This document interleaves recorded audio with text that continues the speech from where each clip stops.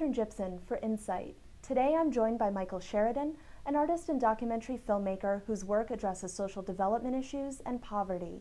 His newest project, community-supported film, trains Afghans in video journalism and documentary filmmaking. Michael, thank you so much for joining me today. Well, thank you for having me. I'm such a fan of America Broad Media, so I really appreciate it. Thank you. Can you tell me more about community-supported film and how you got involved with this project and how long you've been working in Afghanistan? Sure. Well, in October '09, I went to Afghanistan with the mission of making a film called Brewing Tea in a Kettle of War. And I wanted to look at, really from Afghan perspective, what works in terms of effective aid. So the idea of the film was to be in 3 or 4 villages around Afghanistan, and over a 1-year period to look from the village perspective out at what works, what doesn't work, with these outsiders coming in, whether or not it's the Afghan government or the military doing the provincial reconstruction team work, or the aid activities coming from contractors and NGOs. And I went and I filmed in October '09 in one village. But unlike my previous experience in other conservative places, like in Pakistan or Bangladesh, I could not negotiate or develop the relationships to be able to get the intimacy within the families that I needed. And so in September I went back and did this intensive 5-week training with 10 emerging journalists, photojournalists, radio people.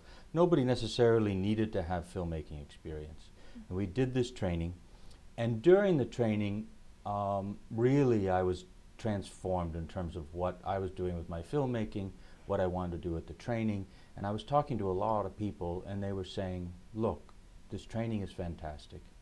We need it to be sustainable and we need help getting jobs once we have these skills.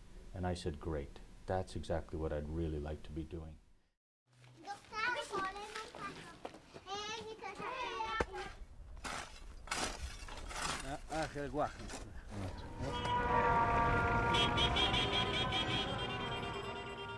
So how does the whole process work when you're training the filmmakers? Are you with them every step of the way? Absolutely, yeah. It's, the training is very intense. One thing I've learned as a teacher for 15 years is more time doesn't necessarily make for better work. And the more you expect immediately, the people rise to the challenge. And so with the training, we had the criteria for the applicants. When we had about 70 applicants, I had reached out across the country, brought people from various provinces in, and then we interviewed 37 and selected 10. And they did not need to have filmmaking experience. The criteria was an interest in social economic development in terms of content and message. Background in storytelling could be theater, poetry, print radio journalism, photojournalism, and then a real ability to communicate what they were going to do with this knowledge. But day one, some of them had never turned on cameras before. Day one, they were shooting, right? So it was very hands-on. It was very much about visual storytelling, and then it added on the important capacity of sound, and then each one had to do a final project. Did you help them choose their stories, or did they take the lead on that? I brought people from the National Solidarity Program, this fantastic Afghan government program that's doing development work. I brought some of their people in to talk to them about social economic development issues, and to take some of them who were then interested in that story out around Kabul to be introduced to places where work was going on. But one of the aspects of the storytelling work was they had to learn how to, some of them already knew it, of course, from other work and were very capable of it, but they had to immediately deal with, how do I develop the relationships, how do I figure out my story? They had to do treatments, they had to pre-visualize scene-based, character-based stories on paper. They got really sick of me telling them, what's the story, what's the story, what's the story? And there were stories that didn't work. You know, were either rejected right at the beginning because in the critiques in the group people felt like that's not going to really hold together, or you know, they would start out on a story and then it would fall apart. And the beautiful thing though is the commitment that they had to figure it out. I mean, they were not shy about coming back with mistakes, going right back out and trying it again. So there was a certain receptiveness to documentary filmmaking. Is there a documentary culture in Afghanistan? There's very little documentary culture, and that's one of my interests. I think it's so important, as so many do, for there to be a development of good information, free press. Unfortunately, in Afghanistan right now, too much information is driven by rumor, by absolutely crazy conspiracy theories, but which people really believe. And there's a pessimistic feeling, unfortunately, in Afghanistan because of all the troubles and the lack of a sense of really having something moving forward in a positive way. And it was really quite amazing, even for the trainees, to see them go out and try and find social economic development stories, and to realize that there were good things going on. Did the filmmakers, did they find stories that opened up your understanding of Afghanistan, that changed the way you saw it? Sure.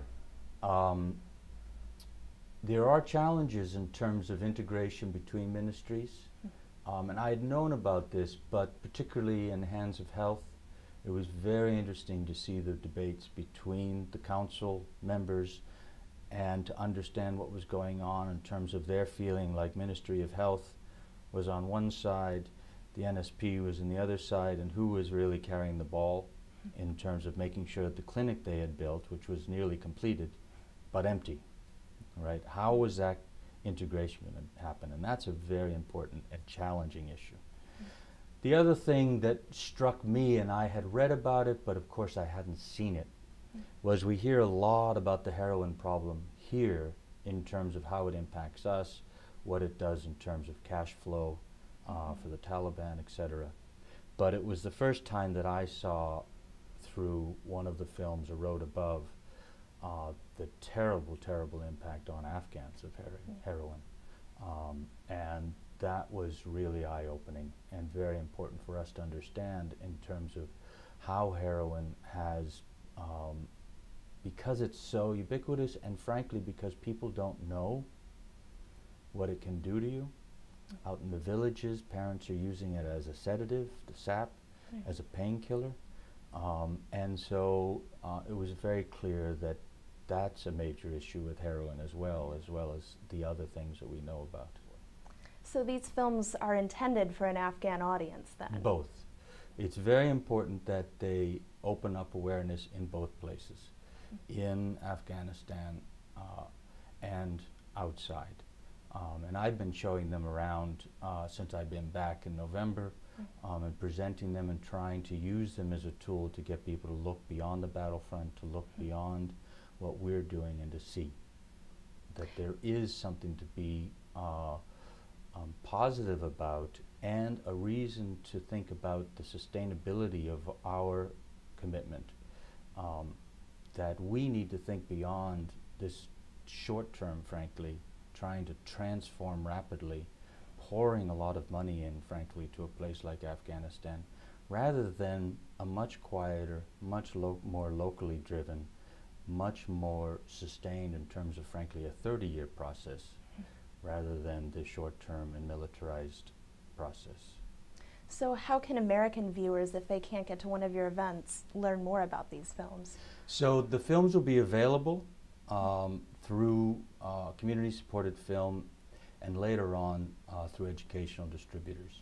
And they will be available for screenings or presentations, and that's what we're going to be working on over the next months, to really work as broad as we can to get them out through community organizations, church-based organizations.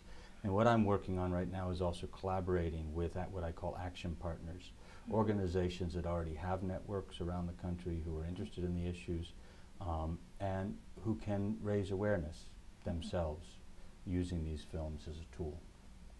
Well, it was great being able to talk to you today. Thank you for taking the time. Thanks so much for your interest.